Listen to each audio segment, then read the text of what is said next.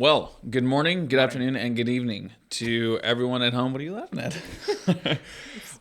Welcome to. Yeah. Oh yeah, well welcome to another episode of New House, Same Address. I'm your host, Justin Hearn, joined by Eric and Karis. One and only. Hello, welcome. How are we doing today? It's Friday, so That's pretty true. excited about that. Yeah. What is question of the day? What is the one thing that brought you, or what is one thing rather, not the one thing, but what's one thing that brought you the most joy this week? And for those watching at home, comment down below as well. Brought joy, not happiness. Christmas. Quidmas. Yeah. Okay. It's always fun to give gifts to your kids and see their reaction. Mm-hmm. That was highlight probably of the week. I mean, that's kind of a cop-out answer since it was the week of Christmas. Well, I mean, He says, well. so not Christmas. We can't. If we're going to say Christmas? something that's not Christmas, because I can't use Christmas now because you used it. Oh well, that's just self-serving then. Yeah, well, maybe. It brought me great joy to be schooled on how to improve our YouTube channel from my 12-year-old. I'm not sure if it was joy or just flat out laughter, but it did make me laugh, and it's made me laugh all week. All the ways he was like, "You just don't know how to do anything." Okay, thank you for confirming what I already knew, but that did it. That's made me laugh a lot this week. Yeah. Nice. Well, if I can't pick Christmas, then we had dinner with some friends last night. That's right. That was fun. That was fun. I haven't done very that cool. in months. Yeah. Very nice. Very nice. Downtown Springdale. Casa Alejo. It's very good. Say what? Casa Alejo. Oh, Very good. Gotcha. Yeah, if you're local, check it out. It's, Mexican cuisine? yeah. I gotcha. Very cool.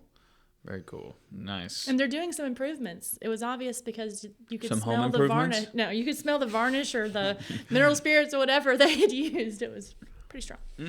Yeah, I'm thinking they did some improvements over the Christmas holiday. Okay. Yeah, could you But it's a cute little place. It's got a little outdoor patio if the weather's nice. We've eaten out there a couple of times during the fall and the summer, and it was really pleasant. Oh, nice. But last night was too cold, so we ate inside. I can imagine that. Yeah, I was down in the 30s for sure. So, What's one thing that's brought you joy this week? this week, well, obviously there's Christmas, but Can't use that one. I'm not going to use that one. I think,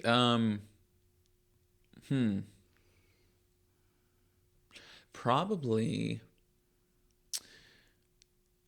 coming home Tuesday night.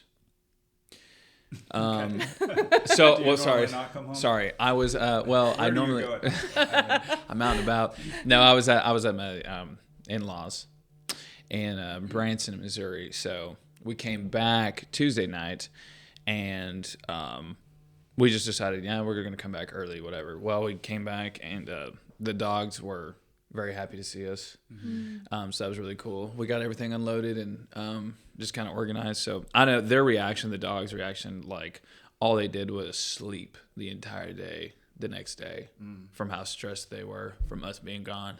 So that was pretty cool to see them just like relax. The other thing was my wife's getting her hair cut. She was just like on a whim doing it, and I was like, go for it, sure. I mean, I don't know what to expect. I don't know what to think. And she did it, and it turned out to be really nice, and she loved it. So seeing her be happy with that was pretty cool. Cool. Yeah. So, I don't know if you meant it this way, but am I hearing leaving the in-laws is what brought you joy? Or just coming home? He can't admit that on camera. Just going home. I didn't really want to leave, but at the same time I did. I really enjoy being with them. But being home, like around the Christmas holiday with, your family and stuff, it just hits different, in your own house. So I've grown to know that aspect and love that aspect more of just like being home. It's just way different now, when you actually own one. So The older you get, the more that feeling resides. becomes stronger and stronger. Coming from the man that travels with his own pillow. Yeah, I was like, do we really have to leave? Do you really have to go out? Yeah. Maybe it's just me. I think it's just me.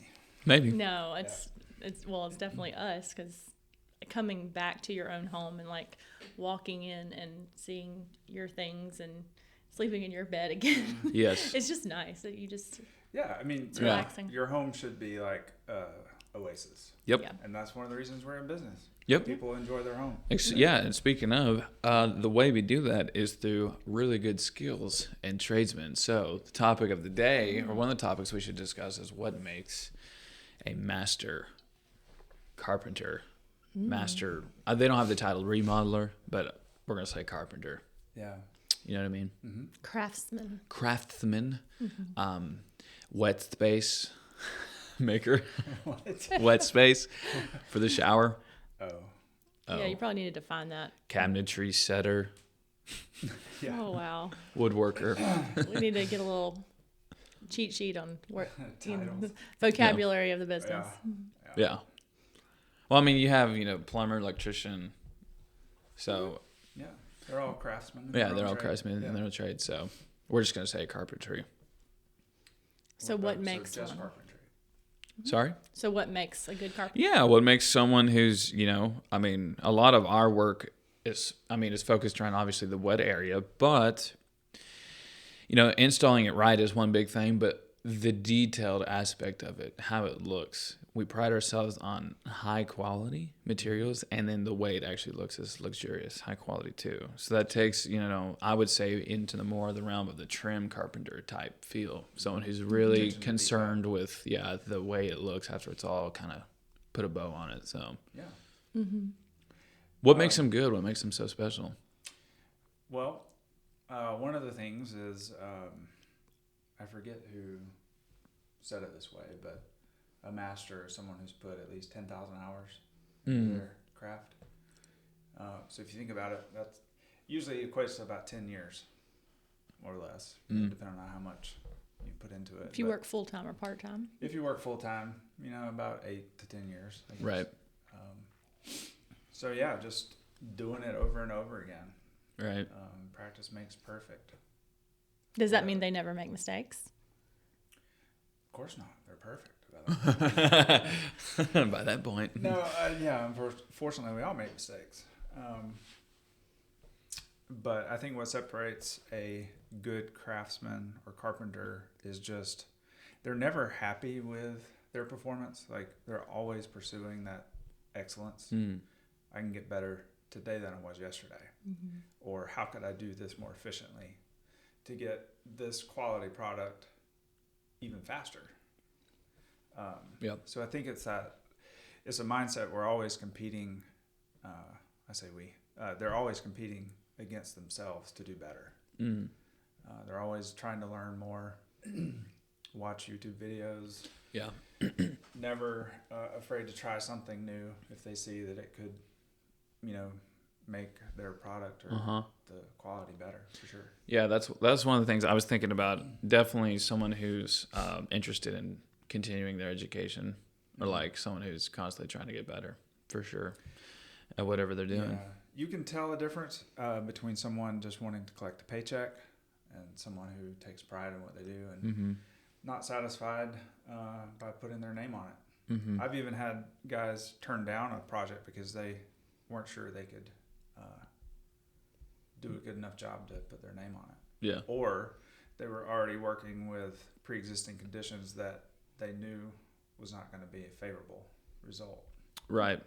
Because pre-existing conditions do change the outcome a lot of times. Yeah, I mean, if you walk into a house and the subfloor is like, wavy, and the customer is expecting a flat floor, I mean, there's some limitations to everyone's skill and what you're working with. So you have to. Well, to get the floor perfectly flat, we would have to start over with your home, like tear down everything and start, and then it's not a feasible project at that point. We dealt with that a lot, dealing with like really old homes in historic areas. That was a huge problem. Yeah, I mean, some of that is character, you could say, I guess, but when you want certain design lines or grout lines to line up perfectly or be level, it takes a lot of creativity. And I think that's another quality that sets them apart, is they're creative. Like if you're given the situation, how do you improve it or get a good result. And it takes a lot of creativity sometimes, especially when you run into older homes or things aren't just perfect. Right. Got to be creative, and that creativity comes from probably, again, experience, just doing it over and over again and knowing ways that work and don't work. Yeah, for sure. I will say some of those moments where they have opportunity to be creative can make the most unique and interesting details of a project. I mean, some of my favorite things that we've ever done are because we were forced to work with pre-existing conditions that maybe weren't ideal. If I had to design it from scratch, I wouldn't have designed it that way. But because of the limitations imposed by existing structures, you get creative, and it ends up being something we really enjoyed later on. So because it was different. Yeah. I like it different. For sure. It has to be something that you, I mean, obviously truly enjoy working with your hands or whatever you're doing. But when it comes to like a craftsman, it's like any other skill. I mean, the one thing that it relates to that it just popped in my head was like music. If you're wanting to learn music or get better at an instrument or anything like that. First, what I was taught, because in school I went for a little bit in music education. Basically, the big premise was that you learn the rules of music. That way you can break them creatively. And I think that plays a lot into, someone who makes a really good craftsman or a trim carpenter is, you learn the basics, you keep getting good, better, and you learn the ins and out of your tools, the wood or the piece of the materials that you're working with, the project that you're doing. If you do multiple of them at the multiple times, doing multiple of them. Yeah. But anyhow, then you essentially get creative license. You can interweave your own kind of musical ability, if you will. Yeah. Your signatures. Yeah. Right. That, and I think you have a good point that a lot of times, if you are an expert in your craft, you already see the finished result in your mind, so you know what needs to be done to get there. And you're not so worried about step by step or what tool do I use or what material I use. Like, you already know all that, but you have the vision. When you see a project, you know what it could become, and that just comes from becoming, over and over and over again. Well, it's like your brain can like take the idea, the finished product, and kind of like, you see those schematics of buildings that have been kind of like blown apart, and you can see each piece. So when you are a master craftsman, you can picture the final product, but then your brain automatically can pull it apart and picture the pieces that you need to put in place. Yeah, that's good way of saying it too. Yeah. So you kind of picture it in the inverse, I guess. Yeah. Which reminds me of a project we did, which we didn't think all the way through, in the inverse. Okay. Which one? I'm just thinking about the, we did think it through, but maybe we missed a few things because it was not something we had done before. When we built the concrete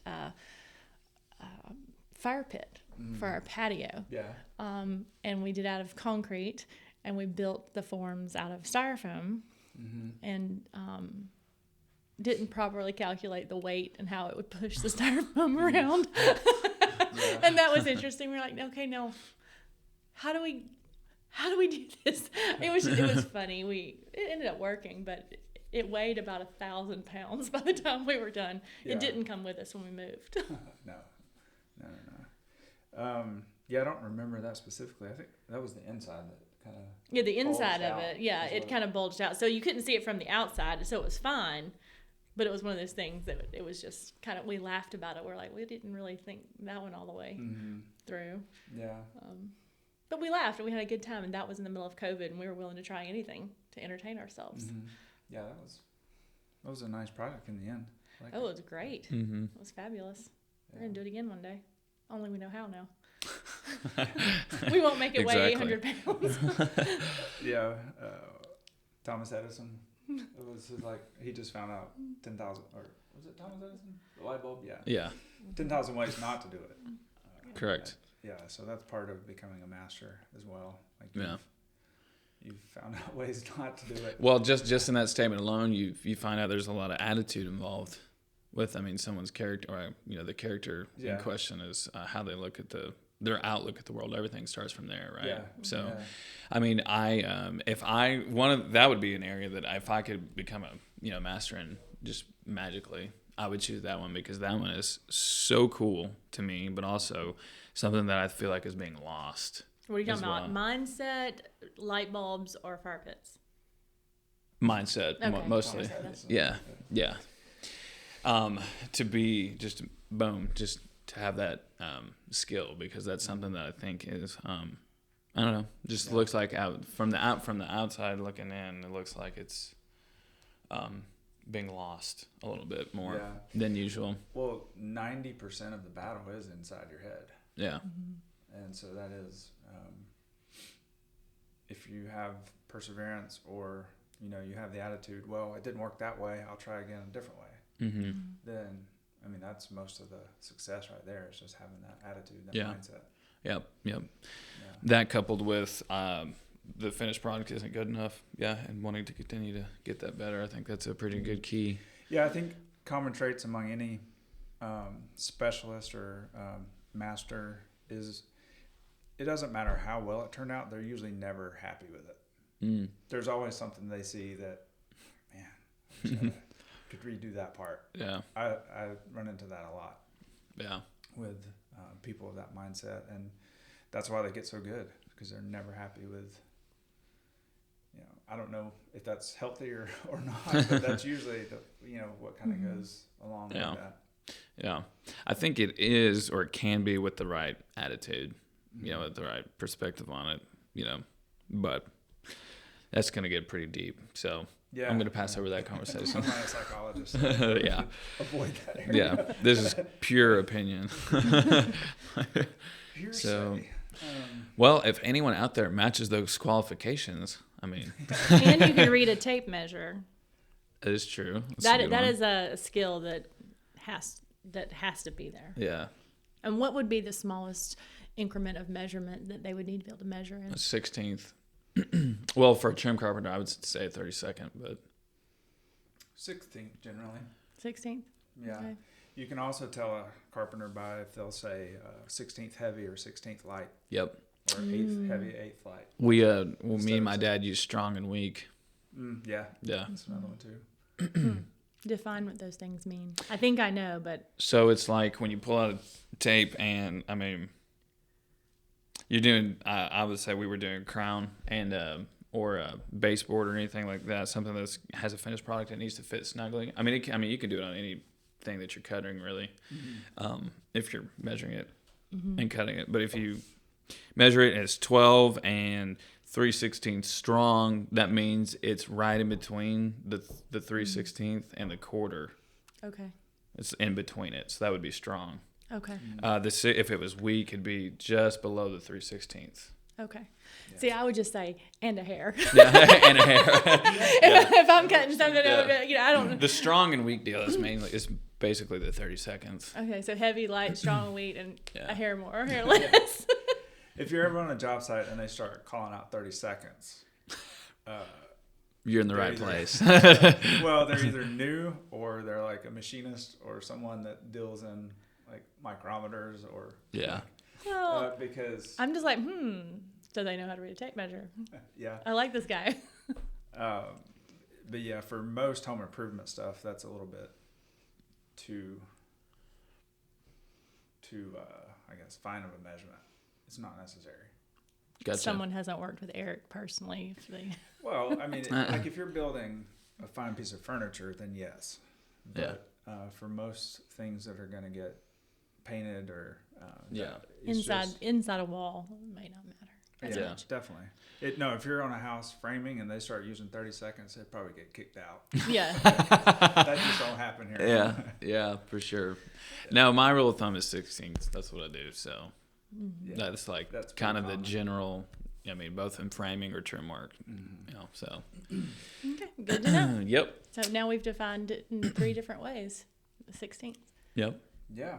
Absolutely. What is one skill that you would want to become a master in magically, instantly? Ooh.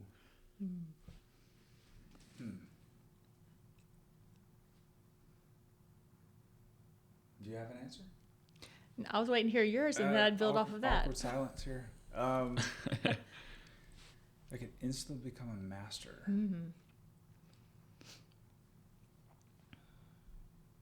It's pretty tough. It is tough.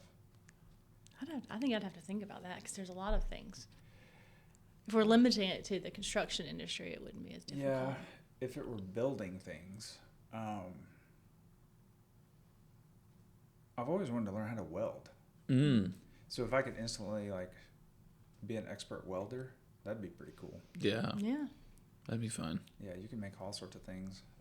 You can make me all the light fixtures that are in my head that I've designed. Oh, yeah. You can make for me everything I've ever thought of. I would choose for Eric to be a master welder too. Like that'd be cool. Nice. Yeah, so yeah, that's my answer for now. How about you? I don't know. Probably. Comedian? No. Oh man, I needed that. No, probably a racer, like a Formula One racer, Okay. or a jet fighter. That's cool. Ooh, I would like to learn how to dance because I can't dance at all. It's all in the hips, Karis. It's all in the hips. Don't worry about it. You know, If your hips are locked up, you just gotta go see someone for that, but you'll be fine. I'll go see a chiropractor to see if I can improve my Yeah. skills. Yeah. Yeah. I would say a Formula One racer or something crazy like that. Probably not NASCAR, but something like, or a rally racer. Oh my gosh. Those guys are fearless. Yeah. That's a whole other level right there. Yeah, that would be super cool. That would be amazing. What about you? A dancer. Oh, that's what you chose? So I chose a welder. A dancer. Like a dancer. I want to be on Dancing with the Stars. No, I wouldn't. I would be a judge on Dancing with the Stars. judge? Or instantly a master. Oh, that's fair. Yeah, I could see that. I wouldn't have to dance anymore. I could just tell other people how to do it. Well, everyone comment down below what you would want to be a master in instantly. That's a good question. Yeah. And make sure to like this video, subscribe to our channel, hit the notification button. Share. That way you know every time we upload a video, you are notified. Please share it among your friends and family, and we will talk to you in the next episode. Later, skaters. See ya.